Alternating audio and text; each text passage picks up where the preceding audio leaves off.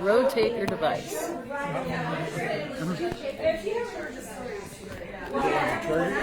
Oh, no. And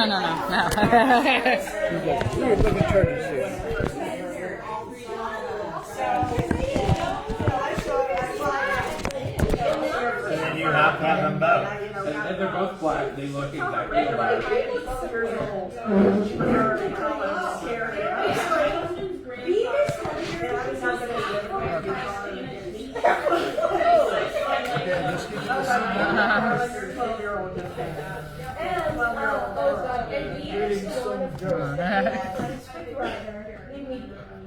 I love the story you were telling before you went to go look at them. Like writers mumbling under his breath. Do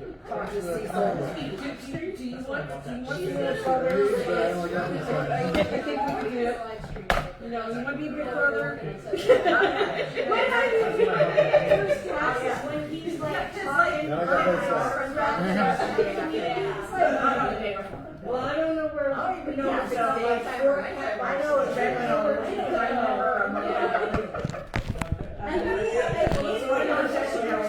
Can anybody do a test for me?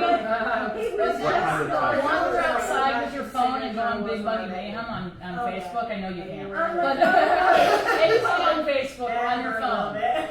You might want to go outside and see if you can hear, to see if you can hear us. That's what I'm. Yes, thank you. Big muddy mayhem. As long as we've got the sound for this, if we don't end up with a live thing, We'll be fine. Can we hear? Yeah, actually. Awesome. Okay, perfect. Thank you. That's all I wanted to know. It actually sounds pretty good. I'm Tracy. Nice to meet you. Richard. Yeah. This is Mark's brother. Yeah.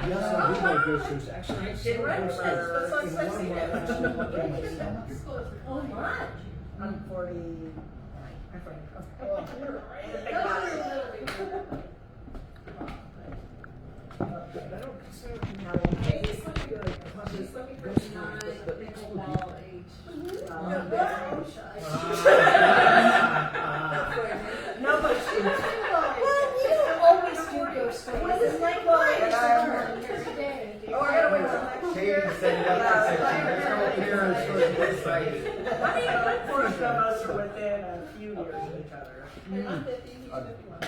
I'm 49. Now, when we post our pictures, I'll be running over A here. lot of the old are within 50 years of Tomorrow?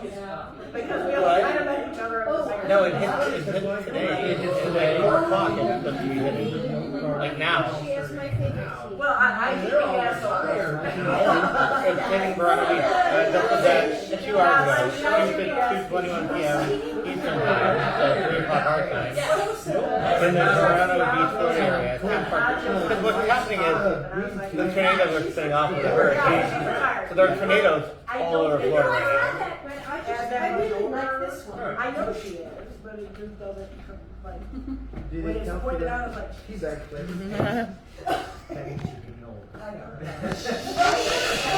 Nobody's getting old, Jim. Who are you calling old? Right.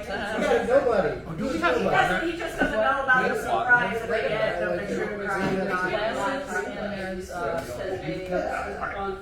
Alright, so you've just got like hot water in your tea? Yeah, the hot water's right here. I got more. So the hit rain, the 13th of Orlando. Just power internet rain dams are starting to come in. So they're central, right? Orlando's central Florida. Oh, yeah. So she's saying rain dams are starting to come in. We've already, right. So I can flip it up and be out of completely. I might break a leg up there. Is this taken by somebody other? Yeah, nothing's sitting there. No one's sitting here. Right?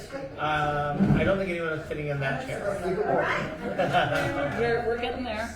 In about 3 minutes, I guess. We'll start. We're ready? Yeah.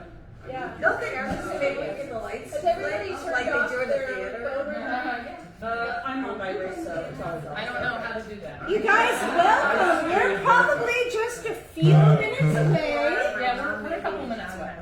from. Okay, well, when Oh, you're okay, ready, okay. I'm gonna sleep. Oh. Baby, and then Is that the scary baby that? This is creepy, baby, and how dare you?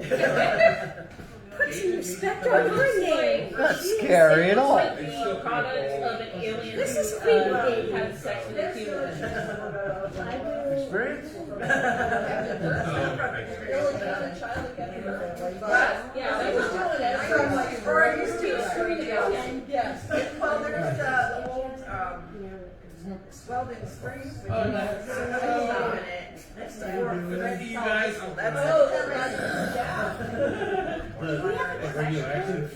Looking forward to it. Yeah, I used to work out there. They were like, "Oh, you drink the tap water?"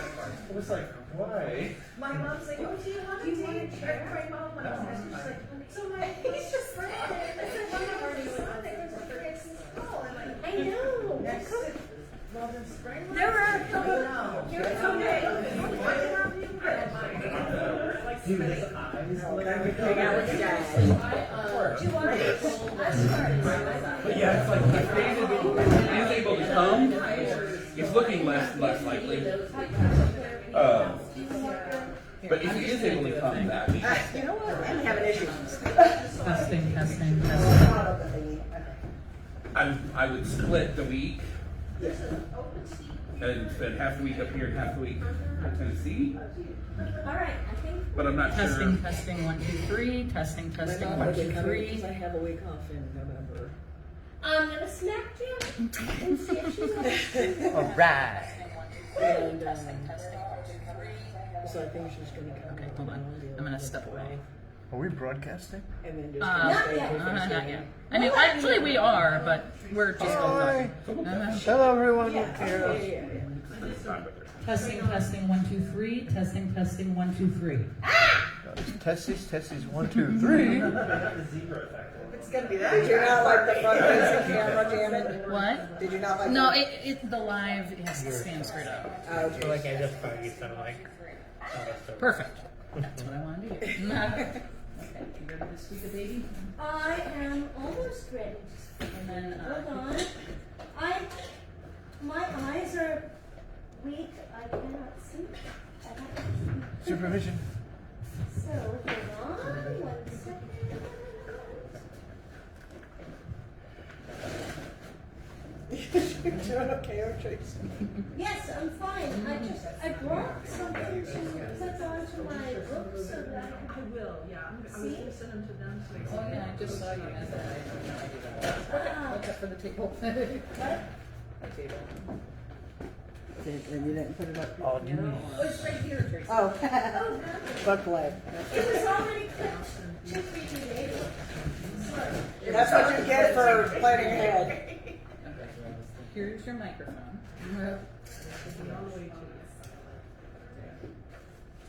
Is this the movie theater?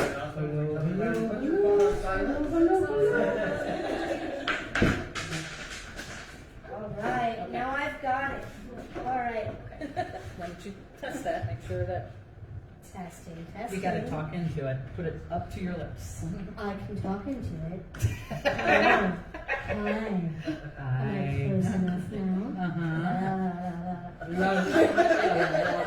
Hey, are you flirting? Hey, this is a PG show. No, it's not. Yeah, speak for yourself. Lies. It's all lies. Okay. For you now. Can people hear us? Yes. Okay. Can you hear me?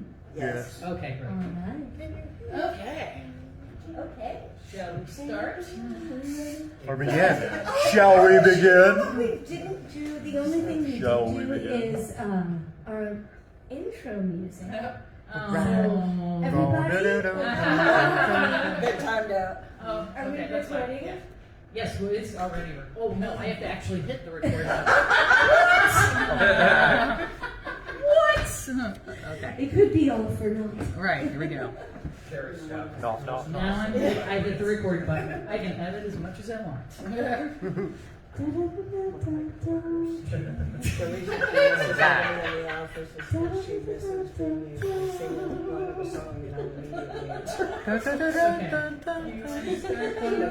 got your little blue Who's in there now? I do. I'm ready. All right. Well, Start, so you can read this. hello. Go ahead. And welcome to Big Money Mayhem. This is the podcast. Where we are meeting you live to talk about true crime and bad behavior in the Midwest. Each week we'll bring you 2 stories from the heartland that might break your heart. But we hope to entertain you on this live edition today. And I'm Tracy Laricha. And I'm Janet Oh, O'Brien. Tracy. Hi, Janet.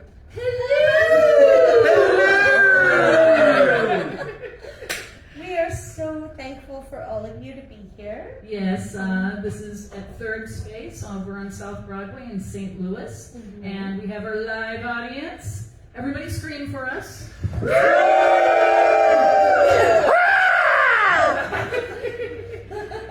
And so we're so happy you're here. It took a little bit. I somehow got it together. I have no idea. But anyway. Well, then it's 1 year, and we are 1 here. year. We're here live. We're recording. Well, episode 50 will actually drop after episode 49. Right, this is actually episode 50. 50th episode. This is our 50th episode of recording time. And so All I'm right. wondering. Mhm. And so glad to Yes. be here. Right. Happy Janet, 50th. hello. Hi. Are you doing okay? How are you? I'm doing just great. All right. It's, Well, it's been a week. I think I already told you the things I did over the weekend because we just recorded 2 days ago. So I know. copy paste. We've done 3 in a week, I actually, know. this week. That is a lot. So, which is You're not going to do 3 in a week. No. That's a bad idea. But otherwise, we do have a couple of stories for you. We didn't just bring you out here and lure you with cake, although there will be cake. Oh yeah, there's a big ass cake over there. So I'm an ass cake. The cake is not a lie. The cake is not a lie. So who starts this week? I start this one. Oh, okay. So I go first. Okay. And I do have a story for you. Mm-hmm. And we thank you for coming out to see us live. Yes. Just a quick poll, so I can find out, like, amongst the people that are here, who is holding, Who's what? who's holding, Who's holding? Motrin. Who here remembers Burger Chef? Oh yeah. Well, Burger Chef, if you are a youngin' and you're listening, call your mom, she misses you. And also at the Big Game Hardee's. It did. Oh, Yes. we're gonna get there. Okay, sorry. It's okay. True Burger story. Chef was founded I in don't know her story. That's good too. Yes. Founded in 1954 and closed in 1966 when the chain was absorbed by Hardee's. Yes. So Hardee's, or if you go out west, Carl's Jr. Right. The burgers were served either dressed or plain. Uh-huh. So you could get a plain one and then go to the Works bar and figure out what you wanted to put on it. Oh yeah, the one where they have all the pickles and the onions and stuff. Right. I forgot So about remember that. how Wendy's had the baked potato bar? Right. And anyway, but yeah, dressed or plain, owned by Hardee's. Their Works bar was like where you could put your own stuff on. Geared towards families that were on the go, where like, all right, fine, we can just take everybody into the same thing. And if the kids don't like, oh, Susie doesn't like pickles, and Kenny doesn't like lettuce, and all of that, then whatever you want, everybody can have what they wanted. You didn't have it your way? Well, I mean, like, that's trademark. Janet, do you have a way to show Mm-hmm. our photos? I can. Hold, please. I sent You it to talk, you. I do full photos. All right. So we're looking for our first photo. But anyway, it was just, you know, it was around the same time that any kind of fast food restaurant became a, oh, yeah, there we go. The first one I think was what I wanted, but that's all right. This is good. I can bring it up another. The Burger Chef, Keep going. okay. Well, the Burger Chef menu. But we're not here to talk about like how you can get burgers. Okay, that's Today- what you're looking for. Yes. Oh no, that was the. Oh, no, sorry, first one. Not that It's one. okay. Hold it there. Yeah. Just leave that one up. Okay. We're good. Fine. I'm here to tell you, Janet, about the Burger Chef murders. What? What? Burger Chef murder. What? Has anyone here heard about the Burger Chef murders? No. Oh. That would explain a lot. That could explain a lot. We're going to talk about it. In November of 1978, Speedway, Indiana, which is population about 14,000, working that evening, closing down the Burger Chef in Speedway, are 4 people. We have Jane. She is 20 years old. She is the assistant manager. Her nickname was Sweet Jane because everyone that worked with her thought that she was just the nicest person. We have Daniel, who is 16. He's a new hire and a cook. He had yet to receive his first paycheck. That's how new he was. Mark, who is 16 also, he's not even supposed to be there today. Anybody ever work in a fast food chain? Yeah. That's common. But he switched with a girl that he worked with because she had a date with a guy that worked there and she really, really, really wanted to go. And so he's like, all right, I'll take your shift so you can go out with Hunky Brian, who is, Hunky Brian is the handsome guy. And then we also have Ruth Ellen. She's also relatively new. She's pretty. She's popular. She is a computer science geek. And just kind of like honor society, this sort of, you know, like, also has only been there for a month or 2. Brian goes on his date with the girl that got the night off. And then as he's driving her home, he has to drive by the Burger Chef, and he's like, oh, well, the lights are still on. Now, he still has to get this girl back before curfew. So he does that, and then on the way home, he's like, oh, somebody covered my shift. I'm gonna go in and help them close. Nice. Is anybody gonna go get coffee? Like, whatever. Now, clap if you have ever ended up at Denny's at midnight for no good reason. Right? Clap if you've ever had somebody that like worked a closing shift at a job and you just went by to visit them for no good reason. Oh, good reasons. Always good reasons. Right. So this night does not end that way. I wish it ended in like disco fries or something. But Brian, well, he shows up at the Burger Chef at about 12:30 a.m. Things are not right. He goes around back, the back door, which is always locked from the inside. It's ajar by a few inches.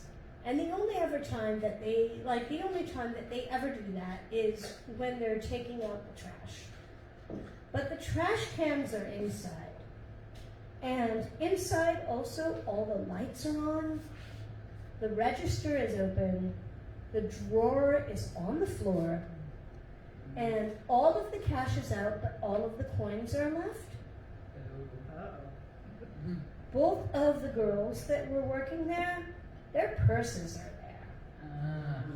And everybody's coats are there. This is November in Indiana, like Indiana. And so, there's no world in which everybody leaves and just leaves all of that left alone. Right. James' car is also gone. So Brian calls 911. Good. Hey. He's one of the first smart people that we will find in The Speedway police arrive, and they quickly discount the entire thing. They're like, this is probably petty theft. This is probably going to be an inside job. He even says something about like, oh yeah, I'm sure I'm going to hear from them later on tonight. The next morning, 16-year-old Mark has not come home from work. Oh boy. And so his parents Not call. anymore. And they're like, hey, listen, our son didn't come home from work. This is not great. The police brush this off as well, and they're like, oh, he's probably with some friends. And he says, well, just call us if he comes home. Uh-huh. Call us if he comes home. Uh-huh. When your 16-year-old kid is missing. Mm-mm. Well, then the next day, Sunday, the 18th of November, nobody has done a thing about this crime scene. There have been no photos. There have been no crime scene texts. There have been no fingerprints. There's no be on the lookout. There was nothing. That's not good. That's not good Nothing at at all. all. Nope. They dismiss the fact that the coats, the purses are left. The money in the register, the robbers got away with like $581, which in 1978, that's not that bad. Right, exactly. But still, that's not what you run away on. Right. So since the police aren't worried, the restaurant opens as usual. The police don't close anything down, and the Sunday shift shows up, and they're just like, yeah, you know, it was a little weird last night, but just mop the floors, wipe everything down, throw everything away. Oh my God. Who's gonna need this? Yeah, nobody needs fingerprints or Mhm. whatever. They cleaned everything that the night shift didn't finish. Like, who the fuck closed last night? No, what happened? Party. And also, a ton of people have now been through the crime scene. Now, the very next day, so we're looking On at Monday? Sunday. Okay. Is this the Sunday fourth the day? 19th. It's the fourth or third day? I don't know. This is the third day. Okay. So, they're closing on the evening of the 17th, Right. and by Sunday on the 19th. Okay. They're like, okay, a few things are happening. First of all, Jamie's car is located. It's just a few blocks away, and the passenger door is unlocked, but the driver's door is locked. And the police put out a statewide alert because also now, like, Mark's parents have called in. They're like, oh yeah, no, maybe nobody's seen all four of these kids for like a day and a half. Maybe we ought to do something about this. But they put out, an alert for missing persons, but they also say, families, please don't show or share any missing photos of your kids. Your missing kids. What? Don't share it with the paper. What? Let us handle this. They're not handling it very well already. They're not handling it at all. But they're like, hey, don't put your photos out with the press. 3 out of 4 families agree with the police. Mark's family is the one that is like, hey, no, come on. Right. He's 16. And also I should point out, at this point in time, the manager at the Burger Chef says, these kids were like the best, most responsible kids. Oh no. Like, they are like better off than I would be closing with stuff. Like, there's no reason to think that they did anything at all Oh my God. that was questionable. So, like I said, statewide alert for missing persons, don't show photos. The press is picking up on this. And they're like, oh, well, this is abduction. The whole story is now, from this point on, it's going to be media versus police, police versus police, Oh etc., boy. etc. So, the 19th, a couple in nearby Johnson County, they're out walking the perimeter of their property, and they see 45 minutes away from the Burger Chef. They're walking around and they find bodies. Oh no. How many? 4, Okay. as many as we're missing. Right? That's okay. Well, all 4 of them, and the thing that is the most, the only, yes, well, this is it. They're all in their Burger Chef uniforms. Like, if you're a ghost, and you die in what you're wearing. You're stuck in the Burger Chef outfit. Oh my god. If I ever haunt any of you, you know I'm going to be in a moo-moo. Like she showed up, she wasn't wearing a bra. I know it was Tracy. Giggity, giggity. But they find 4 people in Burger Chef uniforms. And, all right, now we're going to get sad again. Okay. Ruth Ann and Daniel are both shot. They're face down. They were shot execution style. Jane, who is the assistant manager, she's a little bit away. She's been stabbed a couple of times, and she's got a 5-inch knife that is embedded in her chest. Oh my god. The knife handle is gone. It's just the blade that's left there. And Mark is about 75 yards away. Like, they initially think that maybe he got away until they find his body. And he has blunt force trauma to his head. And it looks as though the cause of death is that he has choked on his own blood. Death by asphyxiation. So the Speedway Police Department still think that this is a robbery, but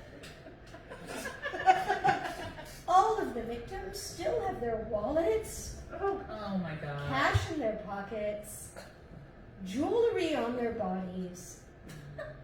Time of death is about 2 a.m., so it's, not too long after they were closing down. 4th or 5th day?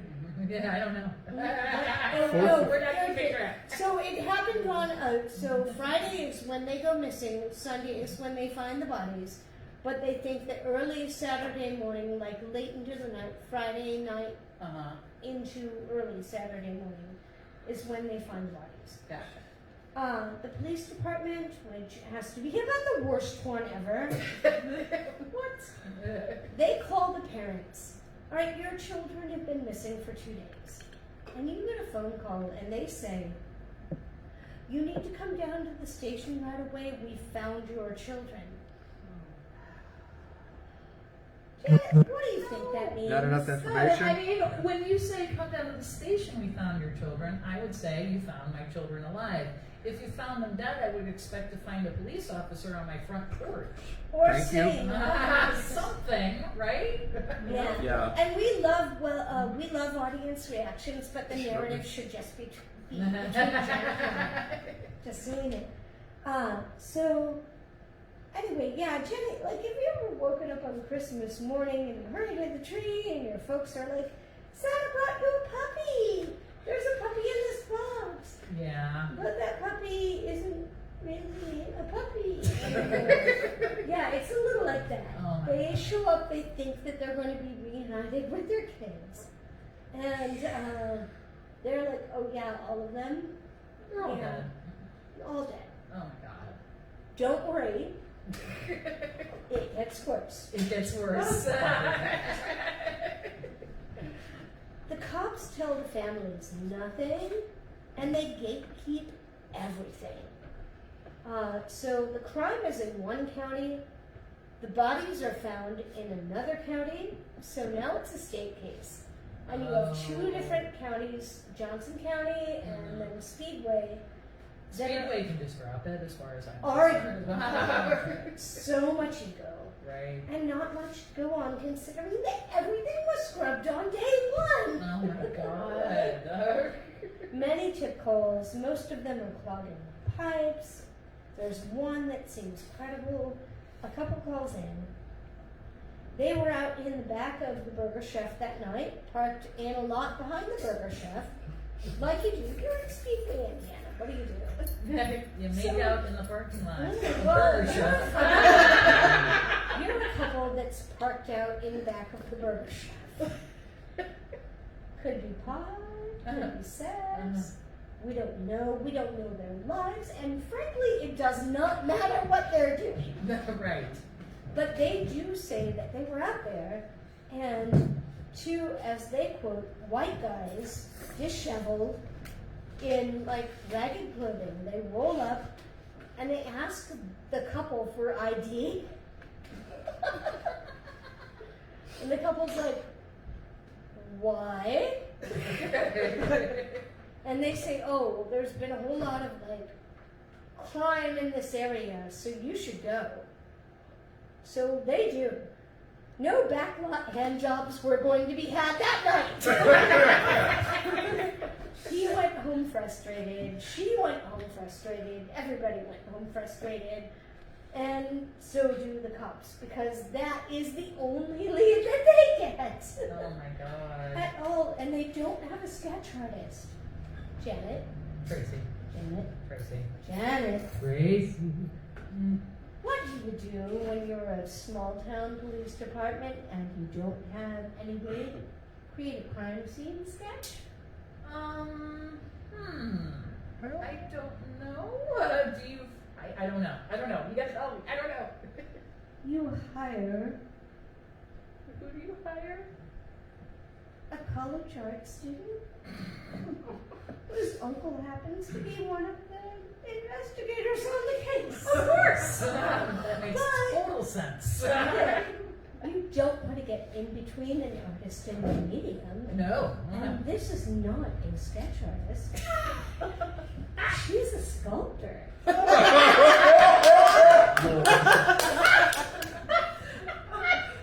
So she makes a few sculptures of what she thinks Oh my god. suspects look like. A couple of busts. One is bearded, one is clean shaven, and he had a scarf over his face from the, but the, like, look, let's not get in the way of artistic license, shall we? So, nothing they can't change. Here's what we know. It does look as though, according to the only witnesses we have, Right. the busts actually do look a lot like the people. Well, that's good. Okay. We know that there are different methods of death. 4 different victims. There's no way that one person is going to be able to overcome No. 4 people. Absolutely not. Also, they find Ruth's car nearby, but they, well, not to jump ahead, but like, we're gonna find the rest of them a ways away. And, so somebody had to have a second car. And like I said, again, one person is unlikely To to kill overcome 4 4. people that way. Absolutely. Not easily. Yeah. Burger Chef puts up a $25,000 reward. Wow. Now, this is in the 80s. This is pretty good. Steak and Shake also gives $1,000. There are so many calls. There's so much infighting in between the press, the police. But from 600 plus calls, Yeah. how many credible leads? 2? 0. Oh, dang. By the end of 1978, everything is largely forgotten. In the Indianapolis Star, Yeah. Somebody sets up a couple of years later an anonymous tip line, and they get helpful stuff like, I saw a guy that looked like him and he was standing on the corner that night. That is super unhelpful. I saw two guys that looked like that tried to shortchange me at my register. Yeah. That's them. The police are also looking into criminal masterminds like 16-year-old Mark. Maybe he's the one that's in charge of this. Oh, you know Mark. Fucking Mark.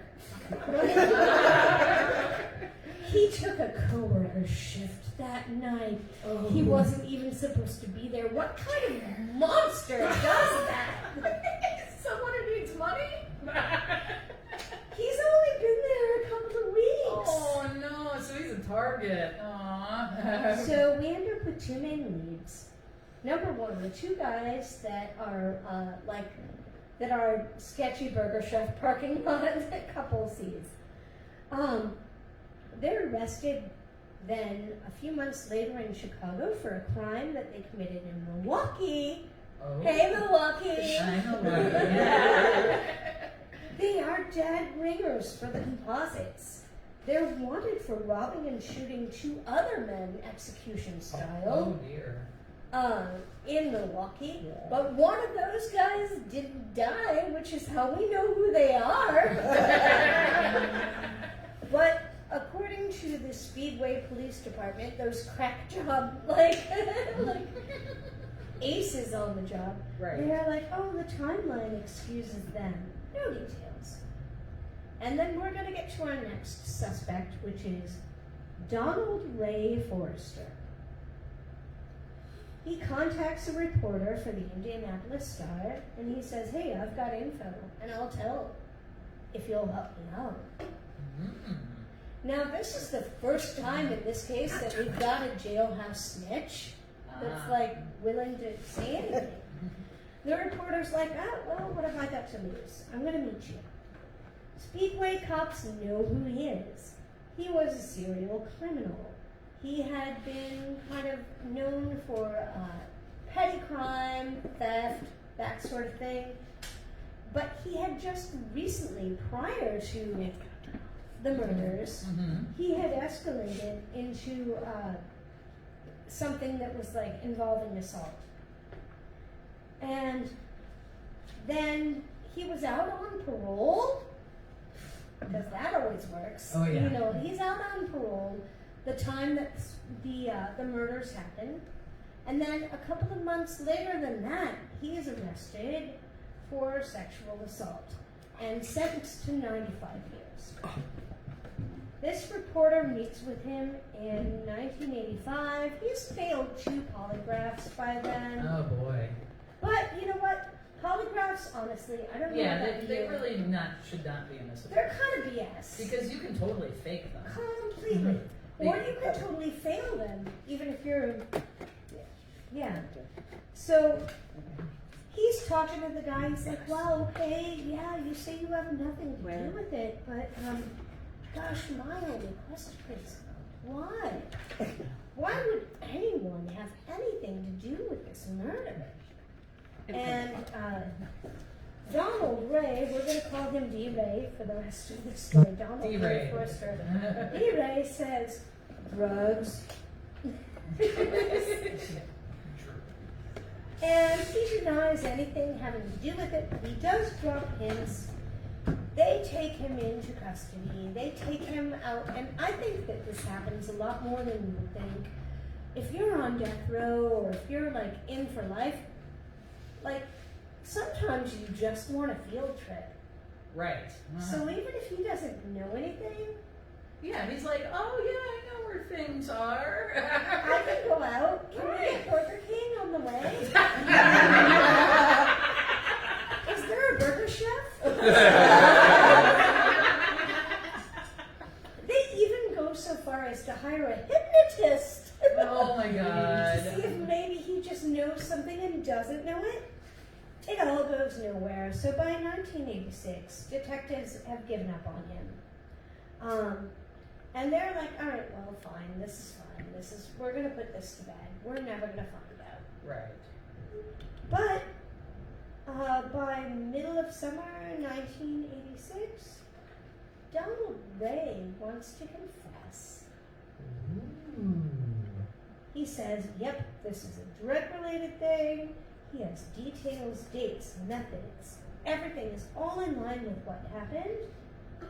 And he knows some things that maybe were not commonly known. So they believe him.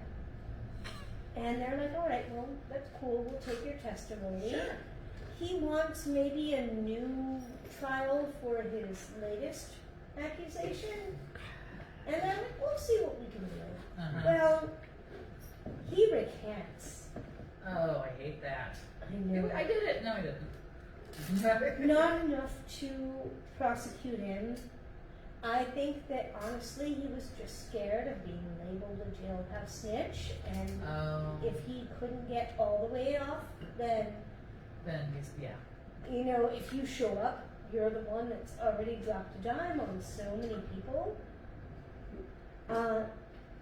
He says James' brother was a coke dealer, and he screwed over his connection, and that's what was going on. Wow. But then, like I said, he walks it all back. So, a little while later, like 6 months later, James' brother is arrested. Ooh, He okay. never worked for Burger Chef, but he did have a couple of like prior drug arrests. Okay. And he had been involved in some kind of a cocaine ring. So he gets arrested, and he even says when they're arresting him, like he's not trying to save himself, but he says like, hey, this might be what happened to my sister. Oh. The Speedway Police Department, because They're phenomenal. bang on, they're like, oh yeah, no, they pay no attention to that. As far as Donald Ray goes, with no physical evidence, there are no charges. So as of today, this case is still open. Donald Ray died from cancer a few years after that, and so the case is unsolved. Wow. And they haven't closed it. It's still open. It's still untouched in Speedway, Indiana. They still have not done anything more to Oh, wow. try to like solve the case. And those poor 4 teenagers are still haunting all of us in the brown and orange uniforms. Right. And I know that this is sad, and I It didn't is. want to do a sad case, and I didn't want to do an unsolved case. No. But this one had so many twists and turns, Oh, I just yeah. had to take it. And, wow. And my sources for today, Wikipedia.com, CrimeCapsule.com, WRTV.com, The Morbid Podcast. And that Nice. is the story of the Burger Chef murder.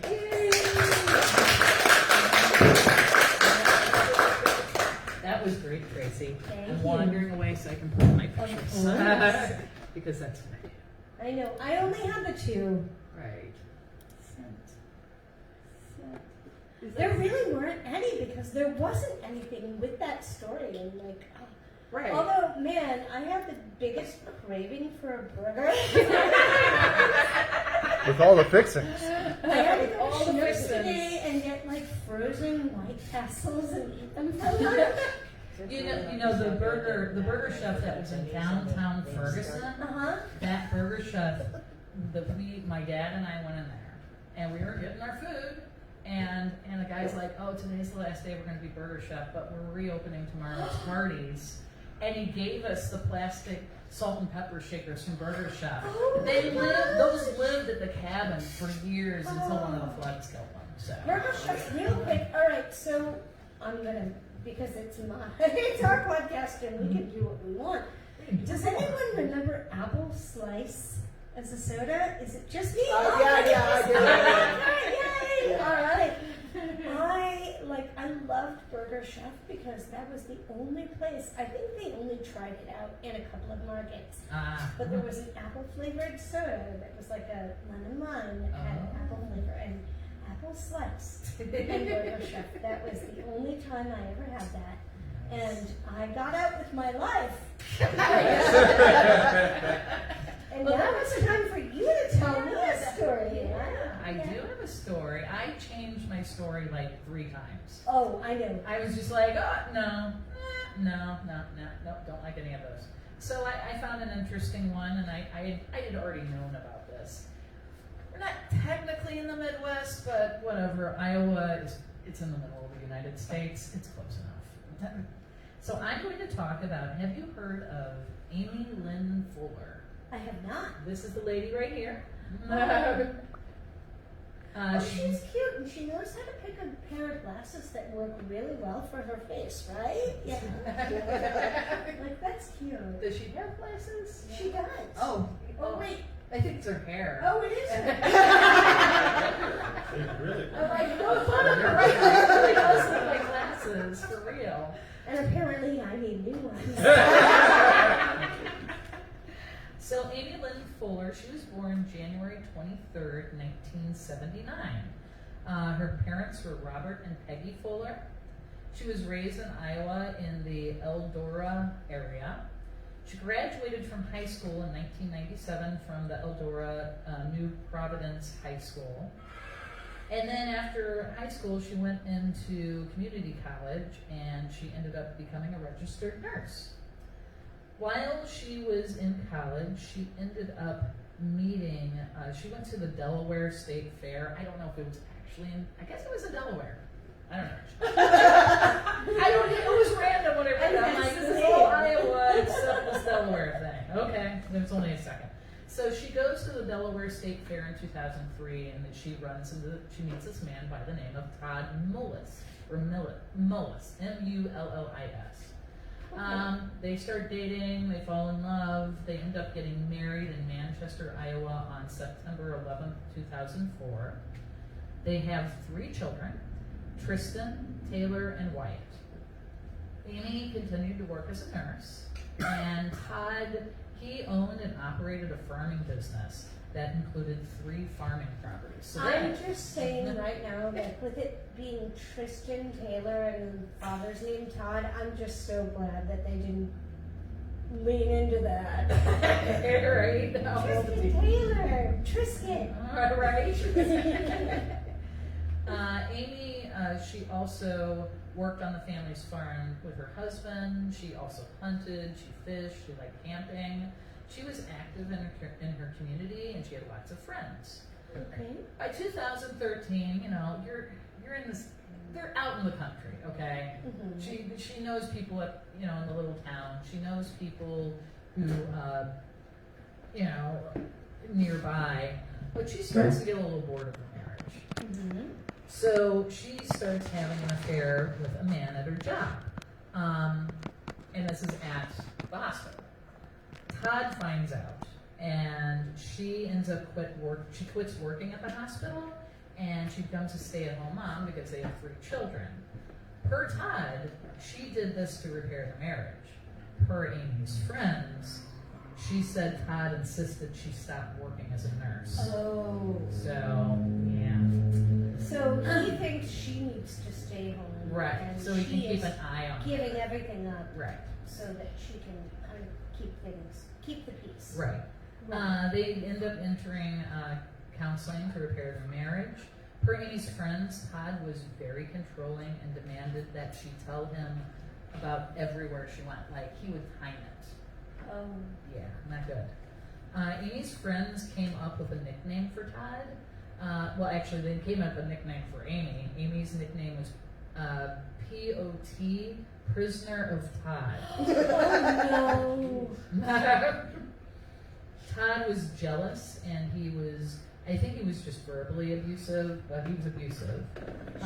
This controlling behavior happened for the next 5 years, and because he just didn't trust her. Amy was still bored of her marriage and started having another affair in 2018 with Jerry Fresher, who happened to work on the farm with Todd. Oh. Nothing will go wrong, right? Shit where you eat. That is the best way. Shit where you eat, you guys. Per Jerry, it was more sexual for him, but of course Amy started to have feelings for him. Jerry was also married, but he was not seeking to get a divorce. So they're both married, just not to each other. Exactly. Todd, he ended up reviewing Amy's phone records and noticed there were a lot of text messages between Amy and Jerry. Now, I mean, it wasn't weird that they had each other's phone number because Jerry worked on the farm, but there's like 112 texts. That's a lot. Yeah. I mean, what? That's a whole lot of farm problems. When Todd, being who he was, he ended up confronting Jerry, and Jerry denied the affair, and he said the texts were about the farm and the children's activities on the farm. Oh, sure. Sure, you know. Little Jimmy got eaten by a sheep again this week. Todd then contacted Jerry's wife.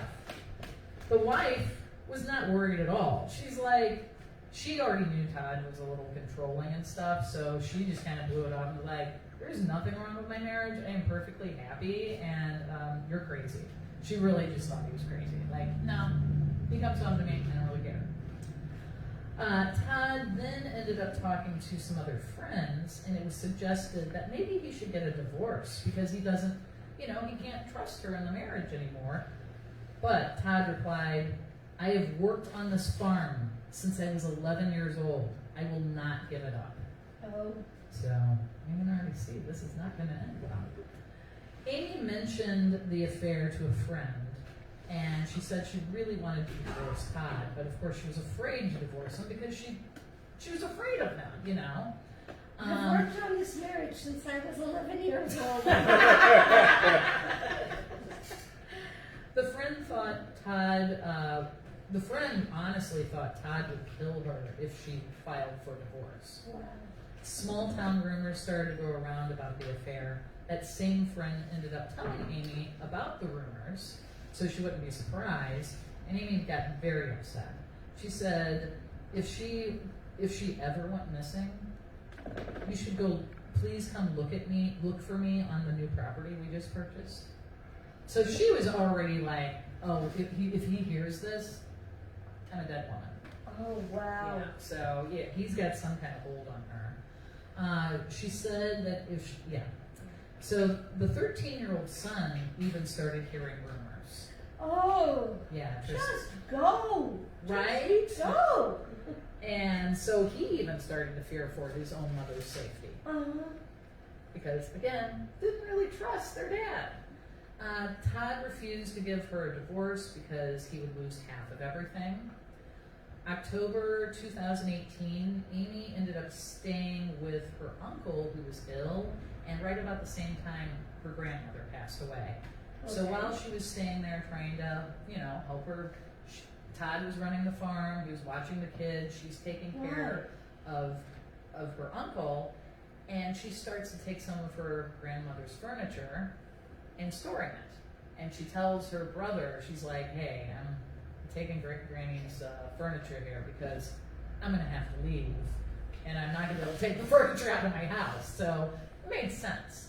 And Todd was working a lot, so he didn't even know what was going on with her, storing furniture.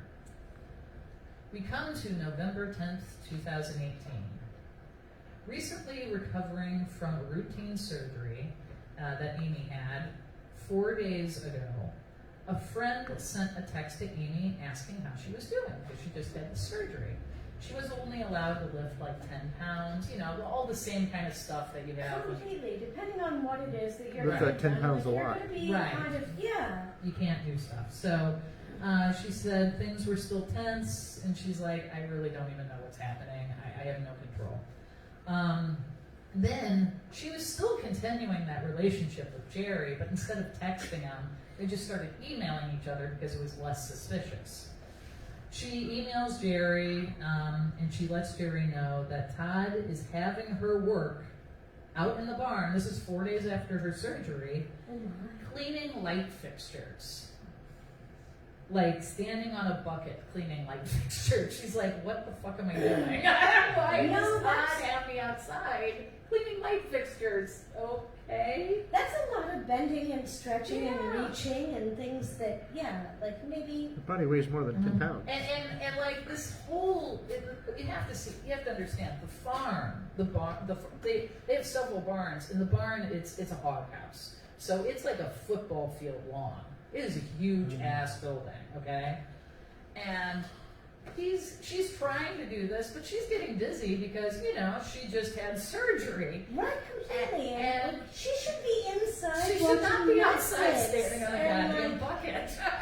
eating soup. And Right. So then Todd is like, okay, well, why don't you go inside? But while you're walking in, can you go over there to the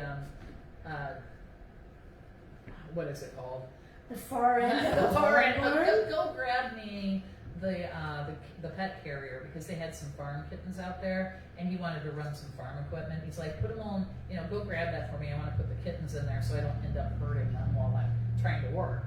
So Okay, So I'm she- there for that. I'm just saying. So she leaves, and then for the next hour and a half, for the next hour and a half, Todd and Tristan, the oldest, 13-year-old, they're cleaning, Okay. and they're setting things up. They're about to receive some new, baby pigs, and they want to make sure the heaters are out and everything, and they're getting ready for that. And Todd notices that his wife did not leave the carrier for the kittens. So he looks at his son, he goes, hey, I sent her over there to that shed. Tristan, why don't you go outside to the shed and see, if she left it out there or left it on the porch. Right, gotta get the kitty cat cages. So Tristan goes to the shed. Tristan finds his mother near the shed, on her hands and knees, with a corn rake sticking out of her back. So I have to go find the picture. You know where really? a corn rake is? Is this? Thank you for. I know. Okay, well, hold on. Okay, that's Todd and Amy. That's the rake. Okay, So one of those. It's a big ass rake. Can you zoom in? Yeah, it's 4 prongs. A 4-pronged, like metal rake that looks a little like what you would use to rake up leaves, Right. except for maybe the prongs are farther apart. Right. It's and for corn. less numerous, Right. and it's deeper. Right. It's called a corn rake. Now you know. I did not know that was a corn rake. So he goes out there. He finds his mom. She's bleeding profusely. He checks her pulse. On her neck and on her wrist. He's not getting anything. She said that his anxiety went like 0 to 150,000%, like in 3 seconds. And he starts screaming for his dad. He's like, Dad, On what grounds? So Todd comes over to his wife. He doesn't perform. He pulls that rake out of her back. Which is the worst thing to do. Hey, by the way, everybody, muddy buddies. If You will anybody bleed ever to has death. something that is like deep into you, Don't pull it out. leave it, pack Exactly. around it, and get them to the ICU. But the way she was in the shed, he said he had to take it out because he couldn't get her out of the shed. How do you get that into the shit? He doesn't do CPR. He doesn't call 911. He yells at his 13-year-old. Again, this is farm. 13-year-olds drive vehicles. He's like, Tristan, go get the truck. And Tristan gets, drives the truck over. Todd gets in the driver's side. Tristan gets in the passenger side. Todd lays his mother's body across her son's lap Oh my god. and starts driving. And then he calls 911. While driving. So there's an actual recording of this, and they're like, "Have you tried CPR? What, will you pull over and try CPR?" They're like, "There's no pulse or anything." They finally get to the hospital, and she ends up pronounced dead as soon as they get to the hospital. when they talked to Todd, they're like, well, you know, she was really dizzy standing on that bucket. She probably just fell on the, you know, she fell on the rake. Yeah, and while she's laying on her front. Yeah, that makes sense. Except, you know, there's four spokes there. She had 6 of the puncture wounds. Look, maybe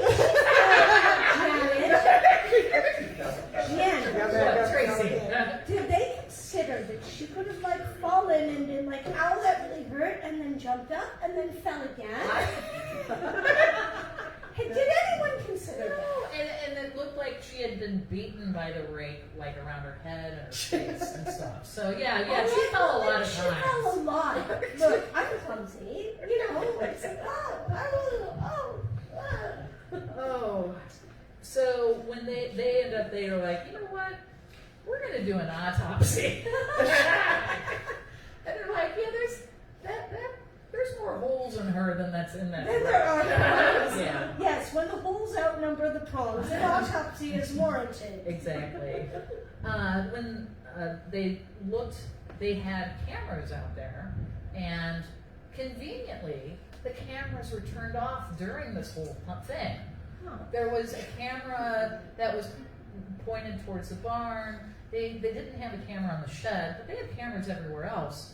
And then they magically came on again, like a day or two later. And when the police asked Todd about this, he's like, oh, well, it was one of the cats. The cats knocked him down. I'm like, My cats are one of the Yeah. cats that would turn off security cameras. If you listen to the podcast, you know. but they did find some actual evidence. It just so happened they had a shared iPad. And when they looked up the iPad, they found searches such as, did ancient cultures kill adulterers? What happens to cheaters in history? But of course, Amy also used the same iPad, so there was pictures of wedding dresses after she got a divorce. Janet, Tracy. did the cats have access to it? I have to know. No, they I'm did just not. saying. Did the pigs have access? Meow, meow, meow, meow. So 4 months after the murder, Todd is arrested, and they end up finding him guilty after, I didn't read a whole lot about the actual case because it was kind of it was just repeating everything I just said. I'm like, Sure. okay, yeah, more holes. Yeah. They found that he was guilty of first-degree murder, and he is currently serving life in prison without parole. Hello. So that is my story. Oh my gosh. Here, and I'll show you one more picture. Okay. Because why not, right? Fantastic. And there he is. DJ. Looks like the sort of guy that would kill somebody and then blame it on cats. Exactly. So, ha ha ha, meow meow meow. Right. So we're not I going hope that they make him crap in a litter box wherever he is. So we're not going to add a commercial in this, and we're not going to take a break because that's silly because you're all here, and you know, I think we should just jump into our what's nice, don't you think? Sure. Good story. Do you have your phone there? You got it written down? I do, and I don't know if I think, hold on, I might have my photo. I think that what I sent you was just photos. Okay, well, I can do what's nice. Yes. I don't have my photo, but it's all right That's because it's okay. short. And my what's nice is because we were in Indiana this week for my story, the Indianapolis Ghost Tour, and I think it is usghostadventures.com is my source, and there is an Indianapolis Ghost Tour that tours the whole city. They go to a couple of haunted theaters. They go to a haunted athletic club, wherein, and this was the part that I thought was really funny, we find the ghosts of Harry Truman, Oh. Eleanor Roosevelt, and Benny Goodman. All in the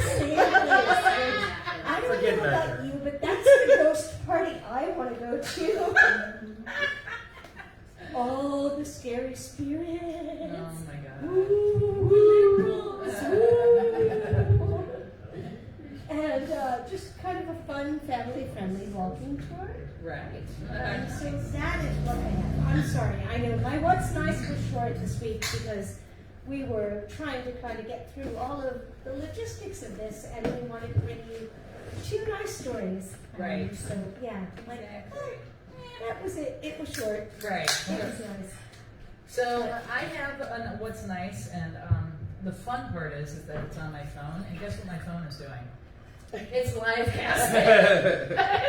Oh dear. It's a speedway. I'm just gonna say it. I'm not gonna go into it. There's And a even speedway my here kids where they died. Where she died.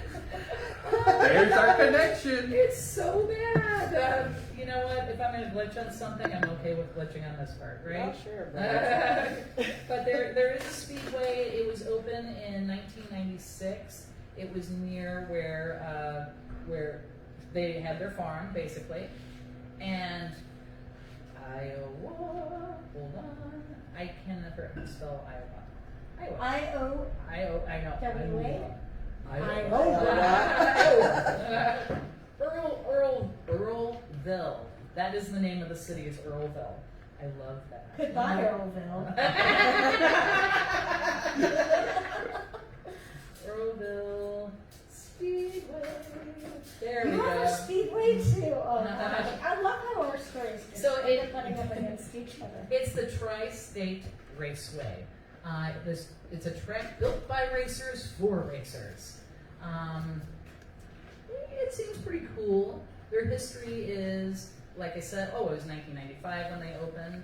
They have a dirt track that goes all the way around in a circle. They do, they have, what is it called? All of those tracks go in a circle. I know. They have a straight line. The races only last Drag strip. Drag Right, racing. yeah, they have a drag strip too. Right. And so there is not a lot going on in Earlville, is what I'm trying to say. But they have a speedway, and it's called the Tri-State Speedway. And that is what's nice for I people. almost went with an Indianapolis Speedway because it is Speedway, Indiana, That is which hilarious. is named for like the fact that they have a racing track. Right. But you know me, I don't like to drive in. I don't like to drive 5 miles. So this was our first live. Our first live show. Thank you. We love you so much. Thank you so much We for love listening you. to us. Oh, Right. thank you so much for listening to us. And I'll end up our live broadcast by moving that phone to show everybody the cake. Of who's course, online. but mostly we are just so thankful to see you and to have you here and to have you listening to us for 1 year now. 1 year.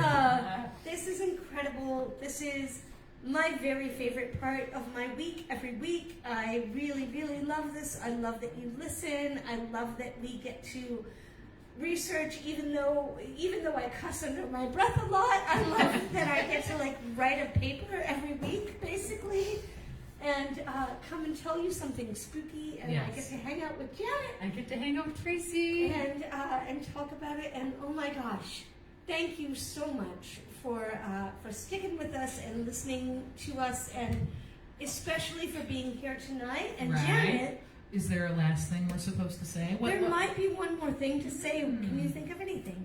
Stay Midwest nice. Stay Midwest nice.